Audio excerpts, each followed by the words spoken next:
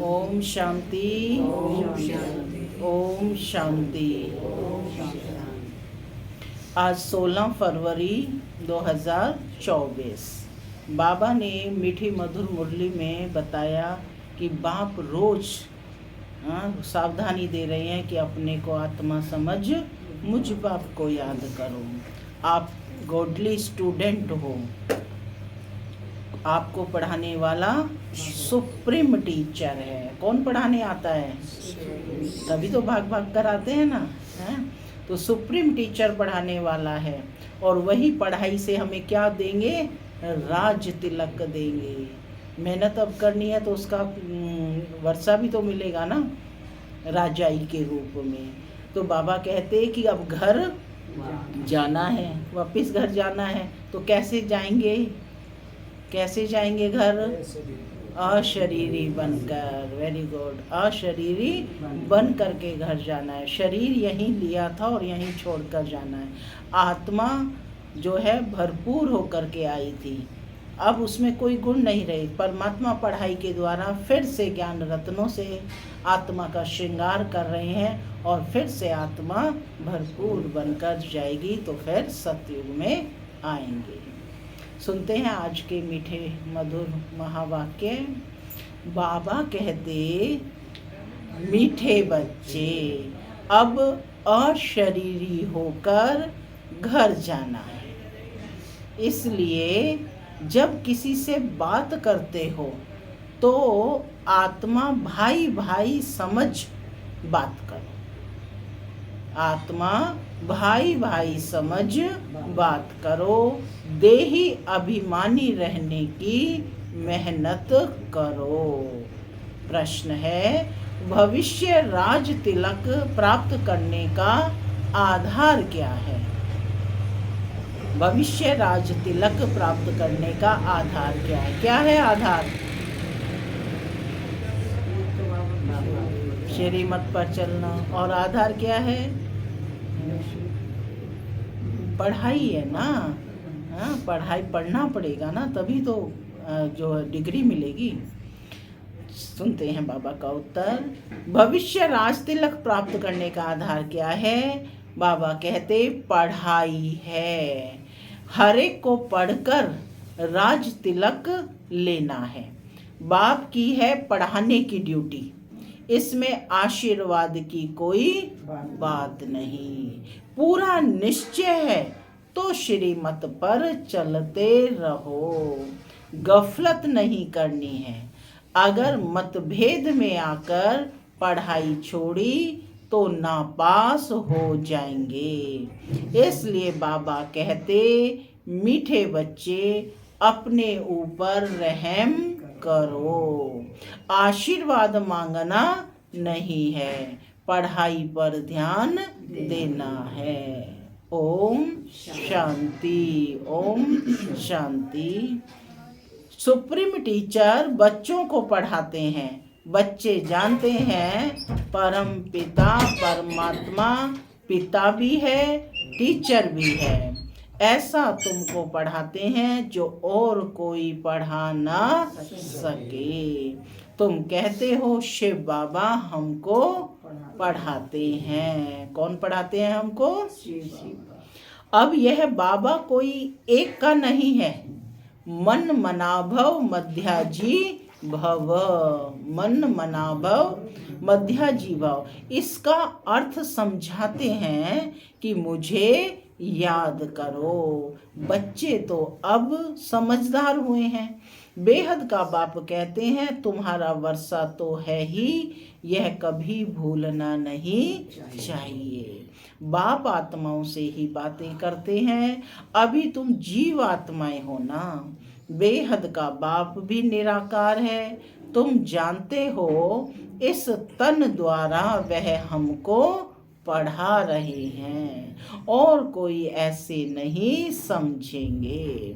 School में teacher पढ़ाते हैं तो कहेंगे लौकिक टीचर, लौकिक बच्चों को पढ़ाते हैं। यह है पारलौकिक सुप्रीम टीचर जो पारलौकिक बच्चों को पढ़ाते हैं। तुम भी परलोक, तुम भी परलोक यानी मूल वतन के निवासी हो। कहाँ के रहने वाले हो?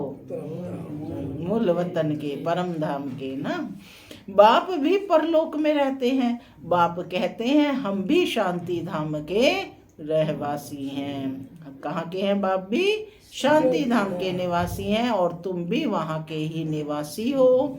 हम दोनों एक धाम के रहवासी हैं। तुम अपने को आत्मा समझो, मैं परम आत्मा हूँ।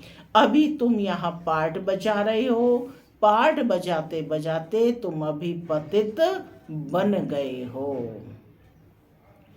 यह सारा बेहद का मांडवा है, इसमें खेल होता है। यह सारी सृष्टि कर्म क्षेत्र है। ये सृष्टि क्या है?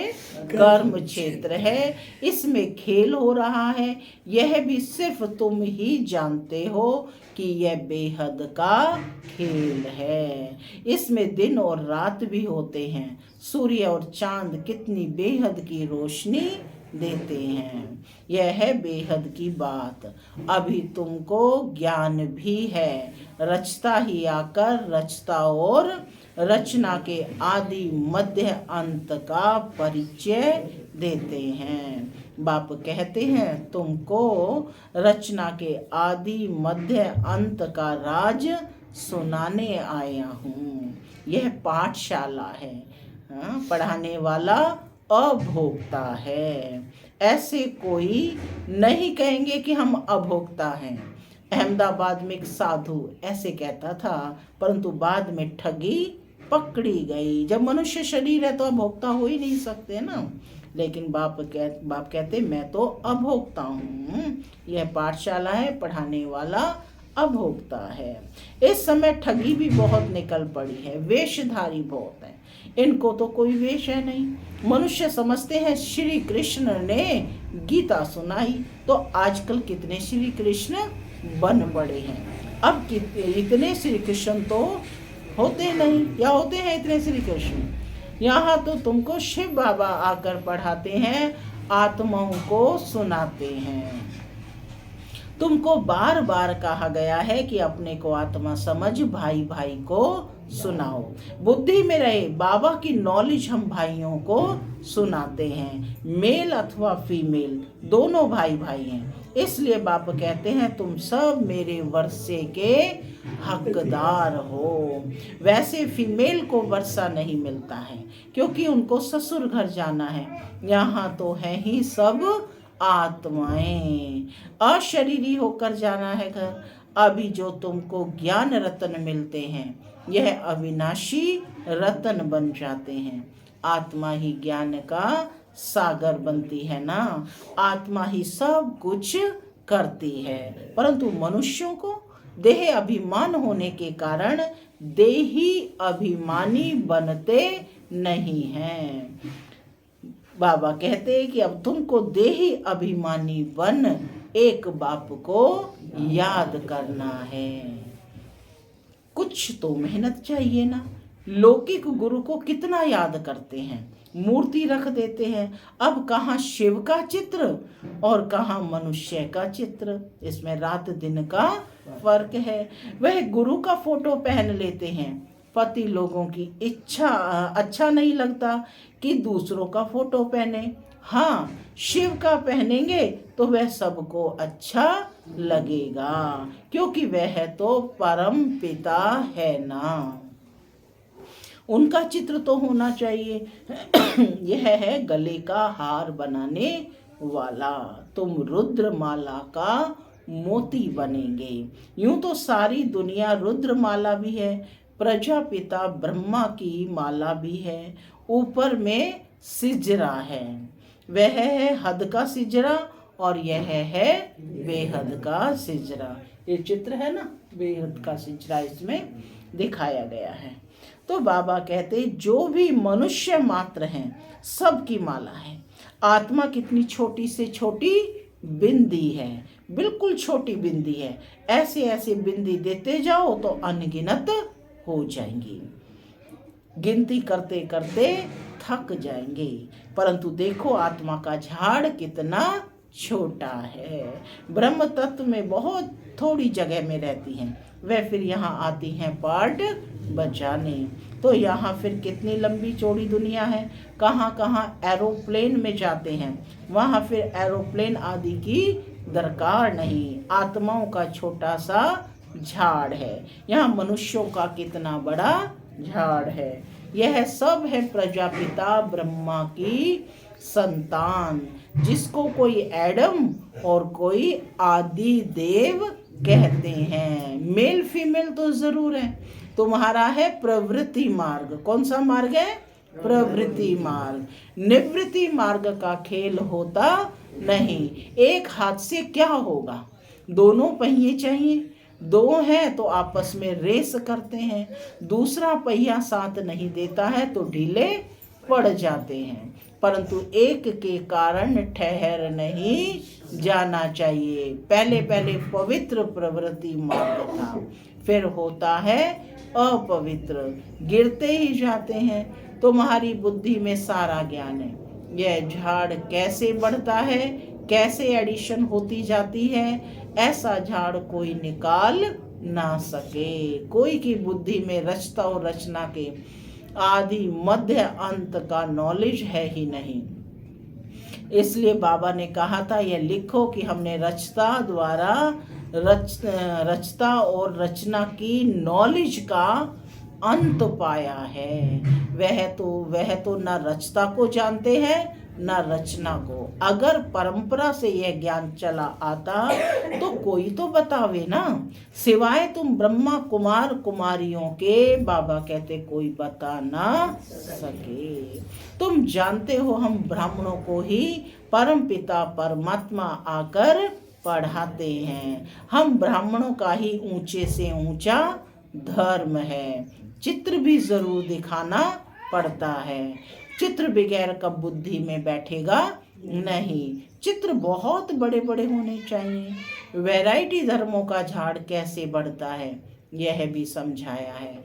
आगे तो कहते थे कि हम आत्मा सो परमात्मा, परमात्मा सो हम आत्मा। अब बाप ने इसका भी अर्थ समझाया है कि इस समय हम सो ब्राह्मण हैं, फिर हम सो देवता बनेंगे नई दुनिया में। अभी हम पुरुषोत्तम संगम युग पर हैं। कहाँ बैठे हैं? पुरुषोत्तम संगम युग पर, अर्थात यह पुरुषोत्तम बनने का संगम युग है। यह सब तुम समझा सकते हो। रचता और रचना का अर्थ, हम सो का अर्थ, ओम अर्थात मैं आत्मा फर्स्ट, फिर यह शरीर। पहले मैं आत्मा, फिर ये शरीर। आत्मा अविनाशी और ये शरीर विनाशी है। हम यह शरीर धारण कर पार्ट बजाते हैं। माने बिना शरीर के आत्मा कोई पार्ट बजा नहीं सकती है। इसको कहा जाता है आत्म अभिमानी। हम आत्मा फलाना पार्ट बजाती हैं, हम आत्मा यह करती हैं, हम आत्मा परमात्मा के बच्चे हैं। कितना वंडरफुल ज्ञान है।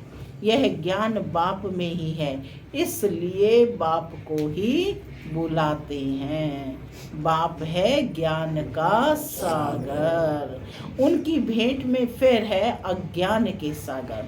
आधा कल्प है ज्ञान और आधा कल्प है अज्ञान।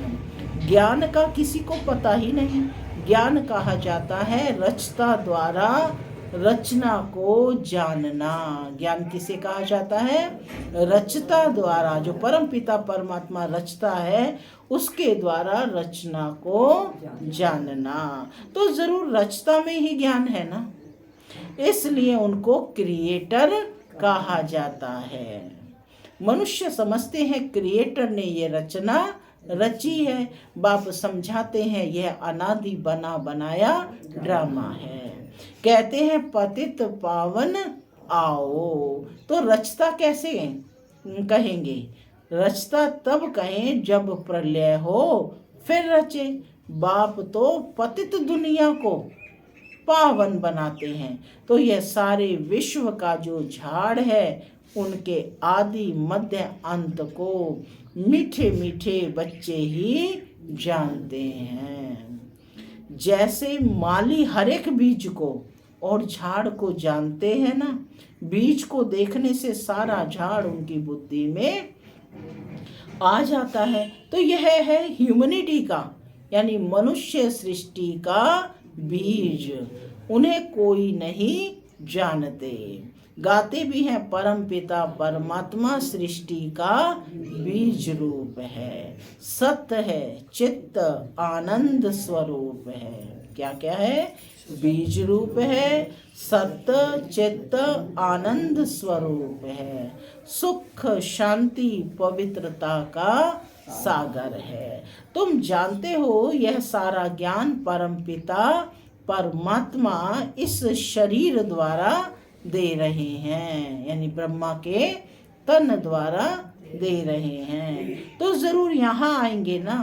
पतितों को पावन प्रेरणा से कैसे बनाएंगे? तो ये बाप यहाँ आकर सबको पावन बनाकर ले जाते हैं। वह बाप ही तुमको पाठ पढ़ा रहे हैं। यह है पुरुषोत्तम संगम युग। इस पर तुम भाषण करते हो कि कैसे पुरुष तमो प्रधान से श्रेष्ठ सतो प्रधान बनते हैं। तुम्हारे पास टॉपिक तो बहुत है। बाबा सेवा के तरीके बता रहे हैं कि किस प्रकार से तुम्हें सर्विस करनी है, कि तुम इस पर भाषण कर सकते हो कि कैसे पुरुष तमो प्रधान से श्रेष्ठ सतो प्रधान बनते हैं। तुम्हारे पास टॉपिक तो बहुत है। यह पतित तमो प्रधान दुनिया सतो प्रधान कैसे बनती है, यह भी समझने लायक है। आगे चलकर तुम्हारा यह ज्ञान सुनेंगे, बल छोड़ भी देंगे, फिर आएंगे, क्योंकि गति सदगति की हट्टी एक ही है। जाएंगे कहाँ? आखिर आएंगे यहीं पर। तुम कह सकते हो कि सर्व का सदगति दाता एक बाप है, एक बाप ही है। उनको श्री श्री कहते हैं। क्या कहते हैं उनको? श्री श्री। क्या मतलब है? श्रेष्ठ ते श्रेष्ठ हैं, परम पिता परमात्मा, वो हमें श्रेष्ठ बनाते हैं। श्रेष्ठ है सतयुग, भ्रष्ट है कलयुग। कहते भी हैं भ्रष्टाचारी हैं, परंतु अपने को आत्मा नहीं समझते। पतित दुनिया में, बाबा कहते, इस पतित दुनिया में एक भी श्रेष्ठ नहीं। श्री श्री जब आए तब आकर श्री बनाए, यानी श्रेष्ठ बनाए। श्री का टाइटल सतयुग आदि में देवताओं का था। यहाँ तो सबको श्री श्री कह देते हैं। वास्तव में श्री अक्षर है ही पवित्रता का। श्री अक्षर किसका है? पवित्रता का। इसीलिए देवताओं के साथ लगाते हैं श्री नारायण, श्री कृष्ण, श्री राम आदि। दूसरे धर्म वाले कोई भी अपने को श्री नहीं कहते। श्री पोप कहेंगे क्या? यहाँ तो सबको कहते रहते हैं। कहाँ हंस मोती चुगने वाले और कहाँ बगुले गंध खाने वाले। फर्क तो है ना। ये देवताएं हैं फूल, वह है गार्डन ऑफ अल्लाह। बाप तुमको फूल बना रहे हैं। बाकी फूलों में वैरायटी है। सबसे अच्छा फूल है किंग फ्लावर। इन लक्ष्मी नारायण को नई दुनिया का किंग क्वीन फ्लावर कहेंगे। लक्ष्मी नारायण को क्या कहेंगे? नई दुनिया का किंग क्वीन फ्लावर कहेंगे। तुम बच्चों को आंतरिक खुशी होनी चाहिए। इसमें बाहर का कुछ करना नहीं होता है। ये बत्तियां आदि जलाने का भी अर्थ चाहिए। शिव जयंती पर जलानी चाहिए या दिवाली पर जलानी चाहिए? दिवाली पर लक्ष्मी का आह्वान करते हैं, उनसे पैसे मांगते हैं, जबकि भंडारा भरने वाला तो शिव भोला भंडारी है। तुम जानते हो शिव बाबा द्वारा हमारा अखुट खजाना भर जाता है। तो रोशनी कब करनी चाहिए? शिव जयंती पर। तो करेंगे ना सभी शिव जयंती पर। बाबा कहते हैं ये ज्ञान रतन धन है, वहाँ भी तुम्हारे पास अथाह धन रहता है। नई दुनिया में तुम माला माल हो जाएंगे। सतयुग में ढेरों के ढेर हीरे जवाहर थे, फिर वो ही होंगे। मनुष्य मूंझते हैं ये सब खत्म होगा, फिर कहाँ से आएगा, है ना। मूंझते हैं, वो प्रश्न करते हैं कि फिर कहाँ से आएगा। खानियाँ खुद गई, पहाड़ियाँ टूट गई, फिर कैसे होंगी। बोलो हिस्ट्री रिपीट होती है ना, जो कुछ था सो फिर रिपीट होगा। तुम बच्चे पुरुषार्थ कर रहे हो स्वर्ग का मालिक बनने का, स्वर्ग की हिस्ट्री ज्योग्राफी पर फिर रिपीट होगी। गीता में है ना, आपने सारी सृष्टि, सारा समुद्र, सारी पृथ्वी हमको दे दी है, जो कोई हमसे छीन नहीं सकता। उसकी भेंट में अब क्या है। जमीन के लिए, पानी के लिए, भाषा के लिए बाबा कहते लड़ते रहते हैं। स्वर्ग के रचता बाबा का जन्म मनाया जाता है। जरूर उसने स्वर्ग की बादशाही दी होगी। अब तुमको बाप पढ़ा रहे हैं, तुमको इस शरीर के नाम रूप से न्यारा होकर अपने को आत्मा समझना है, पवित्र बनना है, या तो योग बल से या तो फिर सजाएं खाकर। दो ही तरीके हैं, या तो बाबा की याद से पवित्र बनो, नहीं तो सजा खाकर तो बच्चे लेकर ही जाएंगे ना बाबा पवित्र बनाकर। फिर पद भी कम हो जाता है। स्टूडेंट की बुद्धि में रहता है ना कि हम इतना मर्तबा पाते हैं, टीचर ने इतना पढ़ाया है, फिर टीचर को भी सौगात देते हैं। यह तो बाप तुमको विश्व का मालिक बनाते हैं, तो तुम फिर भक्ति मार्ग में उनको याद करते रहते हो। बाकी बाप को आप सौगात क्या देंगे, है ना, क्या सौगात देंगे। यहाँ तो जो कुछ देखते हो वह तो रहना नहीं है, यह तो पुरानी छीछी दुनिया है। तब तो तुम मुझे बुलाते हो। बाप तुमको पतित से पावन बनाते हैं। इस खेल को याद करना चाहिए। मेरे में रचना के आदि मध्य अंत की नॉलेज है। बाबा कह रहे हैं कि मेरे में रचना के आदि मध्य और अंत की नॉलेज है। तो जो तुमको सुनाता हूँ तुम अब सुनते हो और फिर भूल जाते हो। 5000 वर्ष के बाद फिर चक्र पूरा होगा। तुम्हारा पार्ट कितना लवली है, तुम सतो प्रधान व लवली बनते हो, फिर तमो प्रधान भी तुम ही बनते हो। तुम ही बुलाते हो बाबा आओ, अब मैं आया हूँ। अगर निश्चय है तो श्रीमत पर चलना चाहिए, गफलत नहीं करनी चाहिए। कई बच्चे मतभेद में आकर पढ़ाई छोड़ देते हैं। श्रीमत पर नहीं चलेंगे, पढ़ेंगे नहीं तो नापास भी तुम ही होंगे। बाप तो कहते रहते हैं अपने पर रहम करो, हर एक को पढ़कर अपने को राज तिलक देना है। बाप को तो है पढ़ाने की ड्यूटी।